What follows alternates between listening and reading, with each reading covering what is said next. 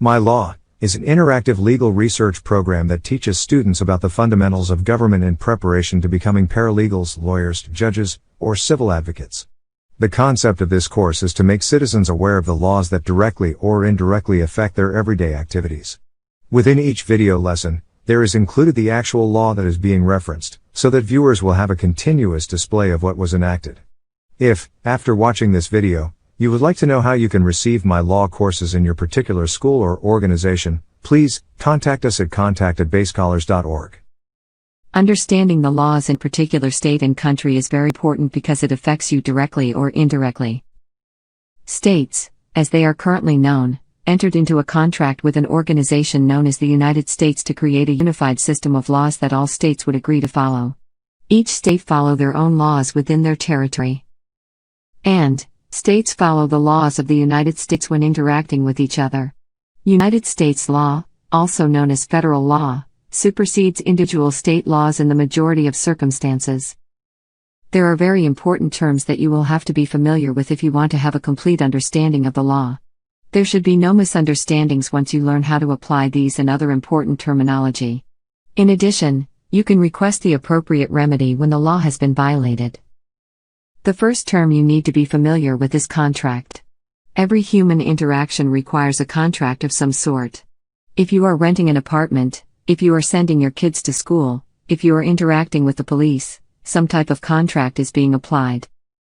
Laws governing contracts is broad and, sometimes, a complicated subject. Today you will learn the basics. Contracts existed before humans populated the planet. This is why there are laws that govern contracts. There are many types of contracts. Some are written. Some are verbal. Some can affect you even though you had nothing to do with its formation.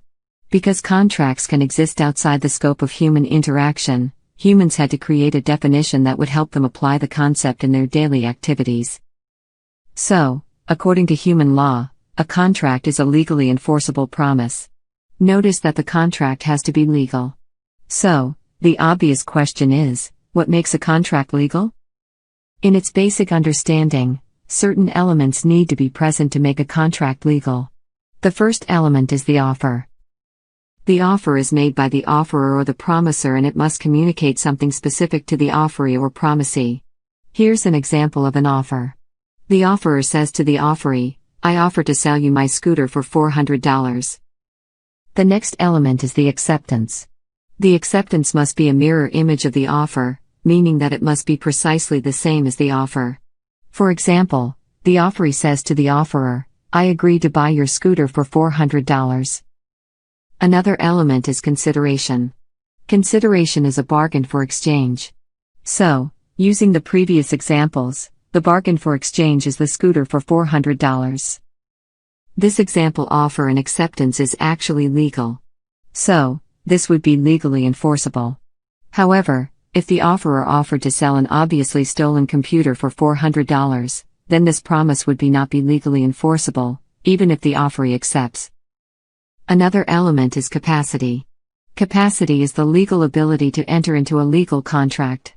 For example, if the offerer offers to sell his scooter for $400 and the offeree accepts, and pays for the scooter, the contract may be unenforceable because the offeree was 8 years old and not legally allowed to enter into this particular contract. There may exist other elements as there are various types of contracts. And, there are two different authorities that you will have to be familiar with when applying contracts, common law and the Uniform Commercial Code. We will learn more about these authorities on future shows. Suffice it to say, understanding contracts is important because it was through contract formation that federal and state laws exist. Jurisdiction is a term you most definitely need to understand. Without jurisdiction, no one has any legal right to interfere with your personal or business affairs. So, what is jurisdiction? Jurisdiction generally describes any authority over a certain area or certain persons.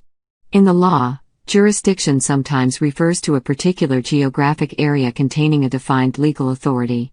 For example, the federal government is a jurisdiction unto itself. Its power spans the entire United States. Each state is also a jurisdiction unto itself, with the power to pass its own laws.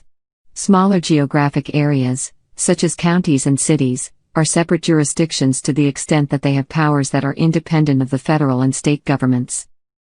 Jurisdiction also may refer to the origin of a court's authority.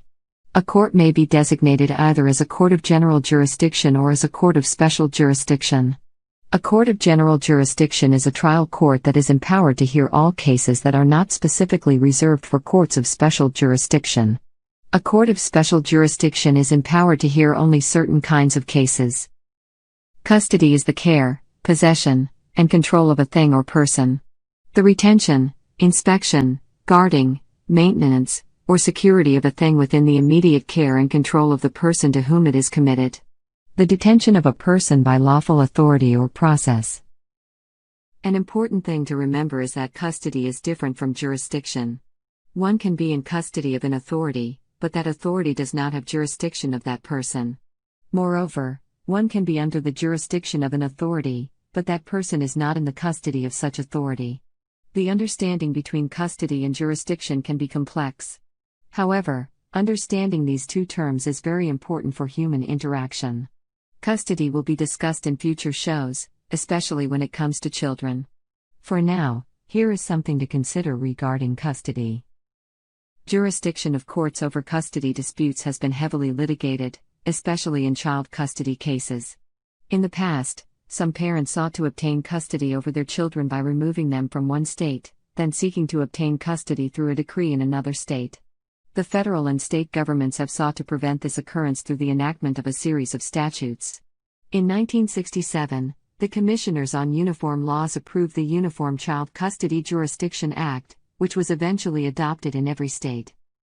The Act provides that a state court will not accept a custody case unless it has original jurisdiction or unless the state with original jurisdiction relinquishes it. The Commissioners on Uniform Laws updated the law in 1997 with the approval of the Uniform Child Custody Jurisdiction and Enforcement Act, which more than 30 states have adopted. Congress has enacted similar legislation, including the Parental Kidnapping Prevention Act. That statute requires that a state give full faith and credit to another state's custody order.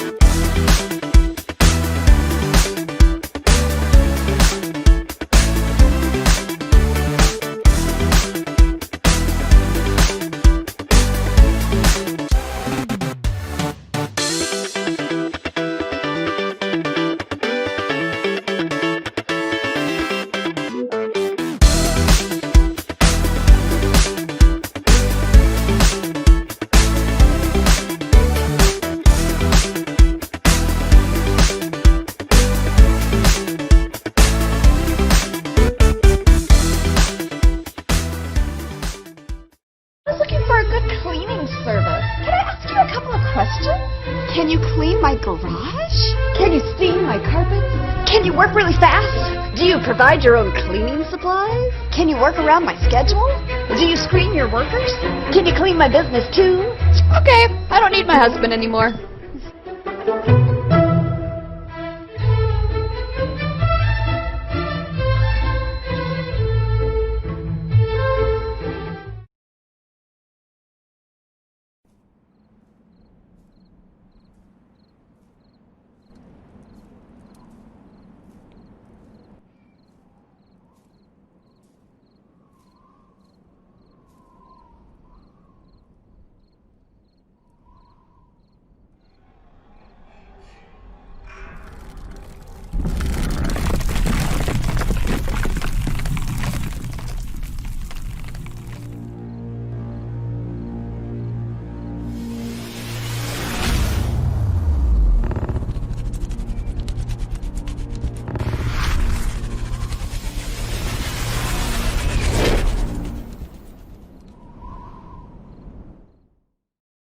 An offense is described as a crime or punishable violation of law of any type or magnitude. It is important to note that there is a difference between crime and punishable violation. While an offense may be a violation of some law, it is not necessarily a crime. A crime is a misdemeanor or felony. Let's take a look at the definition of crime. A violation of a law in which there is injury to the public or a member of the public and a term in jail or prison, and/or a fine as possible penalties. Now, let's look at the definition for misdemeanor. A lesser crime punishable by a fine and/or county jail time for up to 1 year. Misdemeanors are distinguished from felonies which can be punished by a state prison term. They are tried in the lowest local courts such as municipal, police or justice courts. Typical misdemeanors include petty theft, disturbing the peace, simple assault and battery, drunk driving without injury to others, drunkenness in public, various traffic violations, public nuisances, and some crimes which can be charged either as a felony or misdemeanor depending on the circumstances and the discretion of the district attorney. So, according to what was just read, misdemeanor is a crime. Let's take a look at the definition of felony. 1. A crime sufficiently serious to be punishable by death or a term in state or federal prison, as distinguished from a misdemeanor which is only punishable by confinement to county or local jail and/or a fine. 2. A crime carrying a minimum term of 1 year or more in state prison, since a year or less can be served in county jail. However, a sentence upon conviction for a felony may sometimes be less than 1 year at the discretion of the judge and within limits set by statute. So, according to what was just read, felony is definitely a crime. Felonies and misdemeanors are the most familiar offenses in our current society, so it's best to understand them fully. Each state has penal laws that identify specific misdemeanors and felonies and their punishments when a person is found guilty of committing such offenses. States, also, have procedural laws that they must follow before any conclusion of guilt can be ascertained. Citizenship is the last important term we will go over in this episode. Each state in the United States all have requirements for citizenship. The concept of citizenship can be complex, however, if the inhabitants want to take advantage of rights and privileges, they must be considered citizens. Here's the definition of citizen. Person who by place of birth, nationality of one or both parents, or by going through the naturalization process has sworn loyalty to a nation.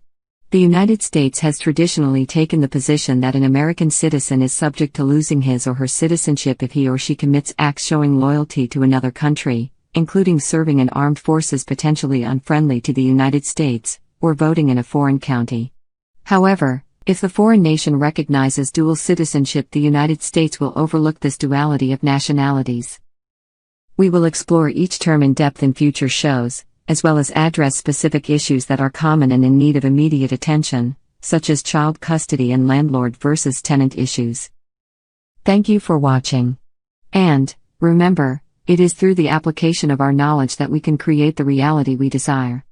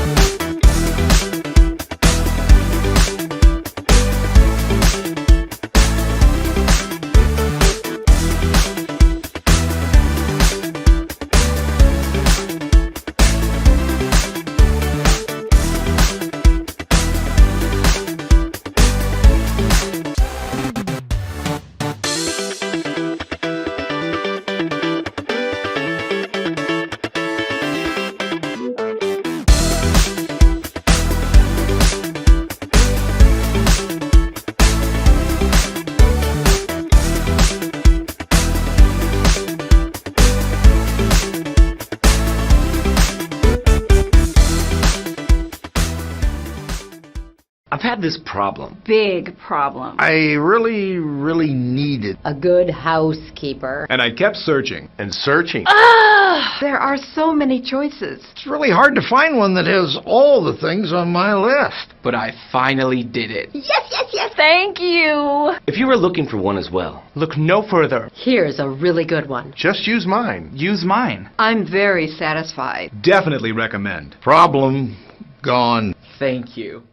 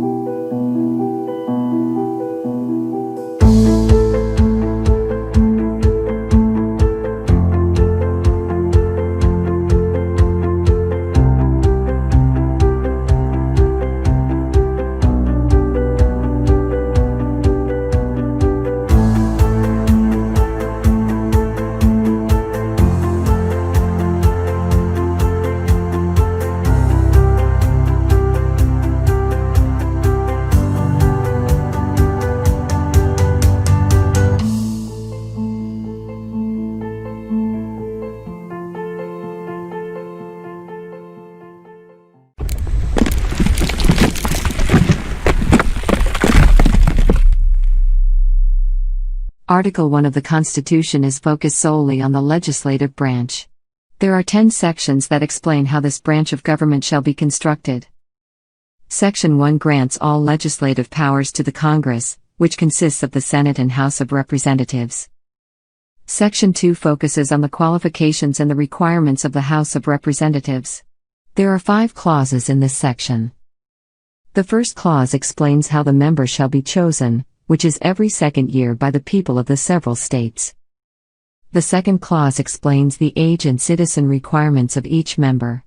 Members must be, at least, 21, must be 7 years a citizen of the United States, and an inhabitant, or resident, of the state in which he shall be chosen.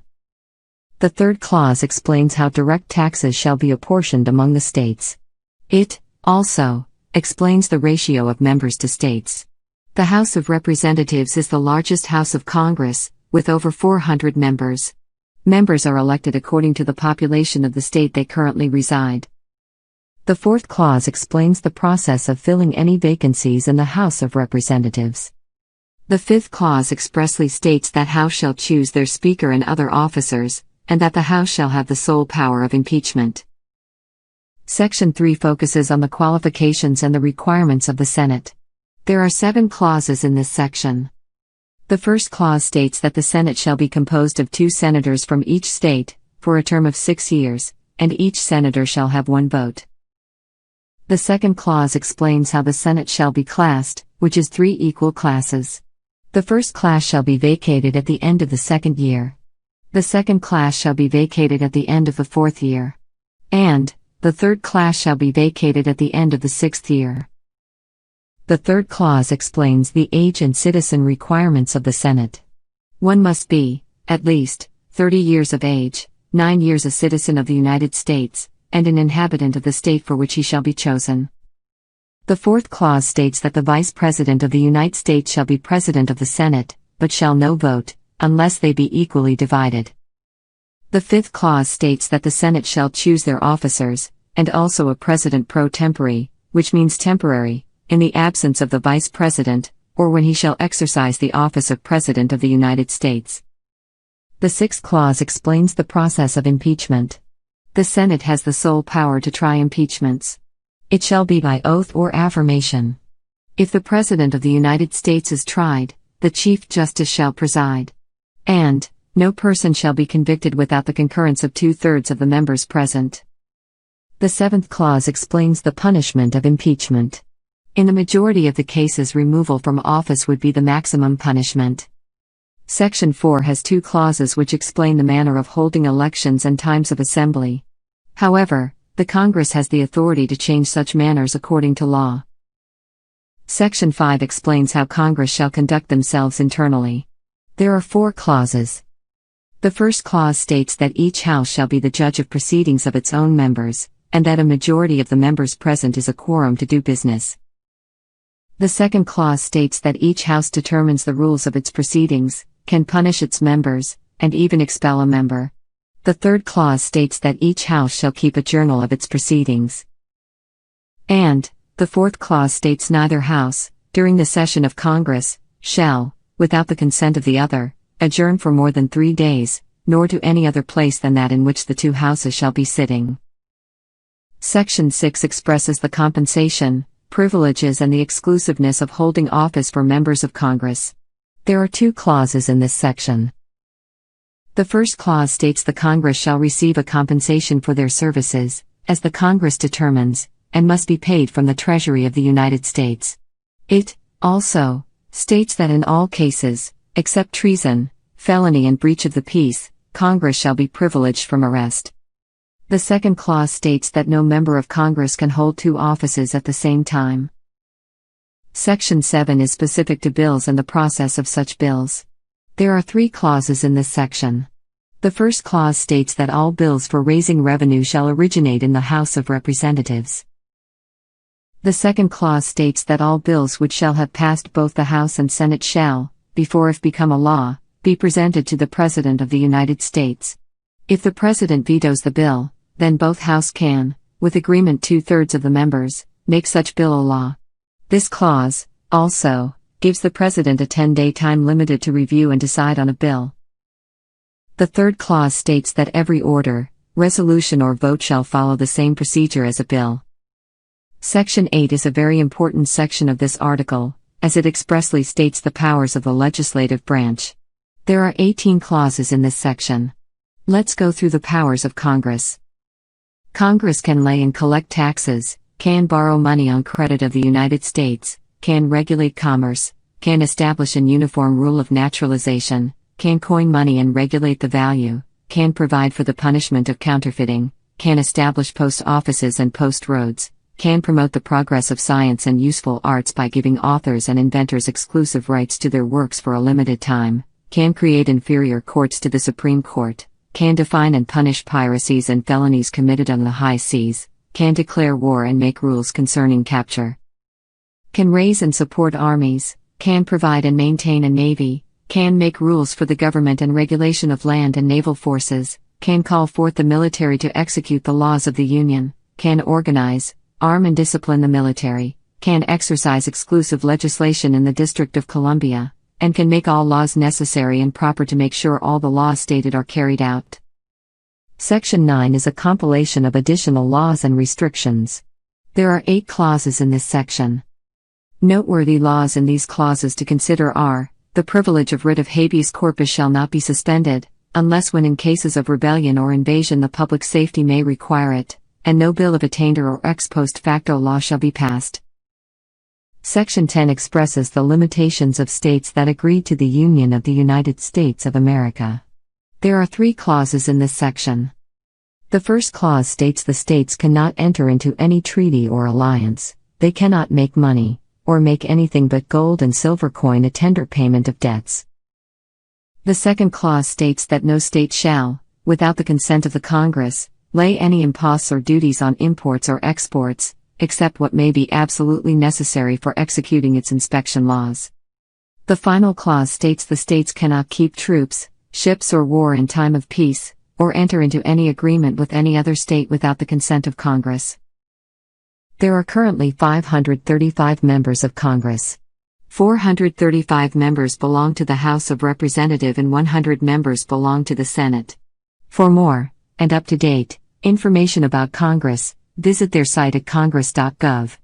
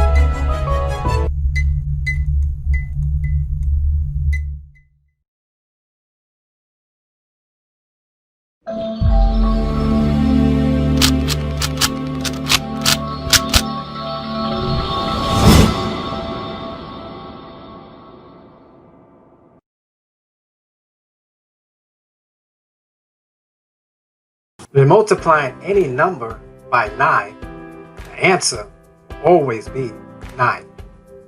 Example, 9 times 1 equals 9. 9 times 2 equals 18. 9 times 3 equals 27. 9 times 4 equals 36. 9 times 5 equals 45. 9 times 6 equals 54.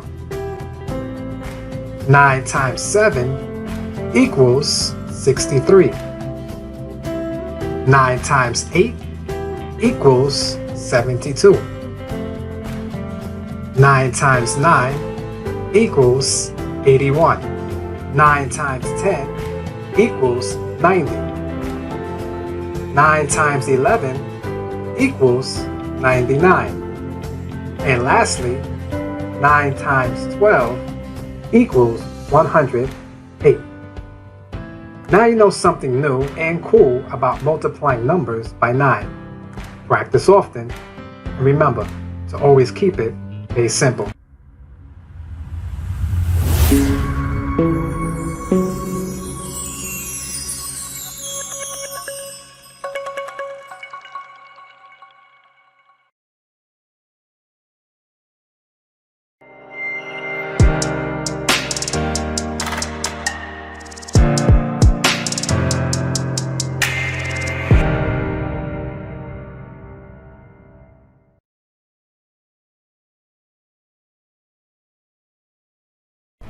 Welcome to the Mind of Bay. Now, let me introduce you to the thought of the day. Unnecessary phrases. Needless to say. An unnecessary phrase is a phrase that is used in the ordinary course of a conversation, but that which is practically useless and irrelevant within the current discourse. Which brings us to our first unnecessary phrase, needless to say. Let's use a mock conversation to help us understand. Joe and Charles are having a normal, everyday conversation that goes something like this. Joe: so, you never did tell me how the date with Cindy went. Charles: it was alright. I don't think I'll be going out with her anytime soon. Joe: that bad, huh? Charles: tell me about it. Took her to the comedy show. She just sat there and stared at the comedians. Needless to say, I don't think she has a funny bone in her body. So, according to Charles, the comment about his date not having a funny bone in her body was actually needless to say or mention. So, if it was indeed needless to mention, why did you mention it, Charles? Did you need a conversation filler to spice up your story? Or are you just reciting useless phrases that you adopted from other people without fully understanding its meaning? Would somebody be kind enough to ask the hypothetical Charles of me? Just think about it.